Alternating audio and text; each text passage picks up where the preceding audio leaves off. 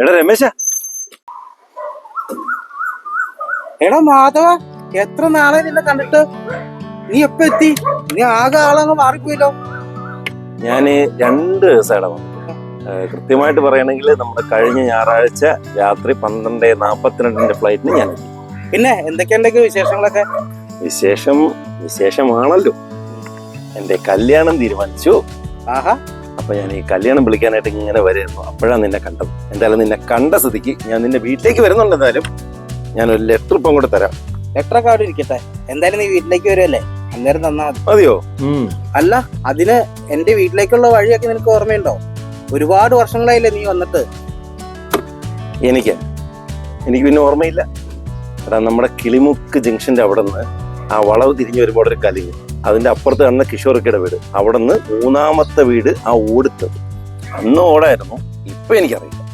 ഓടൊക്കെ മാറ്റിയടാ, ഇപ്പൊ വാർത്തു. ഓ, എന്നാലും നിന്റെ ആ ഓർമ്മശക്തിക്ക് ഇപ്പോഴും ഒരു മാറ്റമില്ല. എടാ, ഞാനേ നമ്മുടെ ആന്റിയുടെ വീട്ടിലേക്ക് കല്യാണം വിളിക്കാനായിട്ട് ഇറങ്ങിയതാ. ആന്റിയുടെ വീട്ടിലേക്കോ? അതിന് അവന്റെ തള്ളയില്ല അവിടെ? ഉണ്ടാവും, എനിക്കറിയില്ല. എന്താടാ? എനിക്കറിയില്ലേ, അവർക്ക് ഒളിനാക്കാടാ. ഒളിനാക്ക? ആ തള്ള എന്തിനും പറഞ്ഞാണ്ടല്ലോ. എന്റെ പൊന്നോ, 2020 അപ്പോഴാണ് അവന്റെ ഒരു ഒളിനാക്ക്. നീയേ വിട്ടോ, അങ്ങനെ ഞാൻ വരാം. ഓക്കെ. ഇവന് പറഞ്ഞാ മനസ്സിലാവൂല.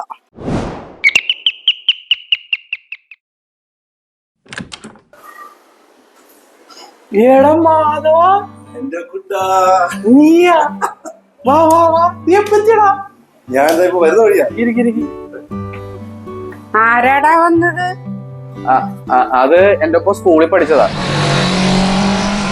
എന്റെ ദൈവമേ, ഇവനൊക്കെ എന്ത് പോക്കാണ് ഈ പോണത്?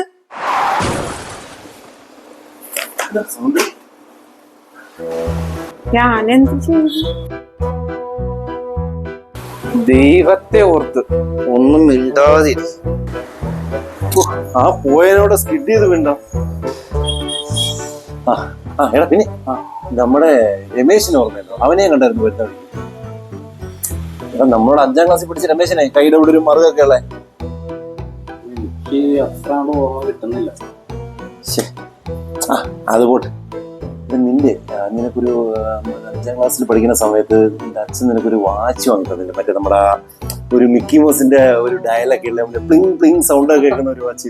അയ്യോടാ, നിനക്കതൊക്കെ ഓർമ്മയുണ്ട? നിനക്ക് ഭയങ്കര ഓർമ്മശക്തിയാണല്ലേടാ.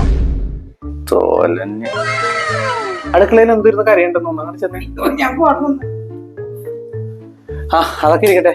എന്തൊക്കെയുണ്ട് വിശേഷം? നീ എന്താ വന്നേ?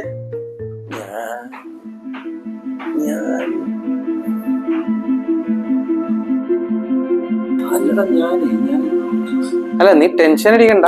നീ എന്തെങ്കിലും ഉണ്ടെങ്കിൽ എന്നെ വിളിച്ചാ മതി. നീ ടെൻഷൻ ആവണ്ട. നീ എന്തിനാ ടെൻഷൻ അടിക്കുന്നില്ല? അല്ലാതെ വേറെ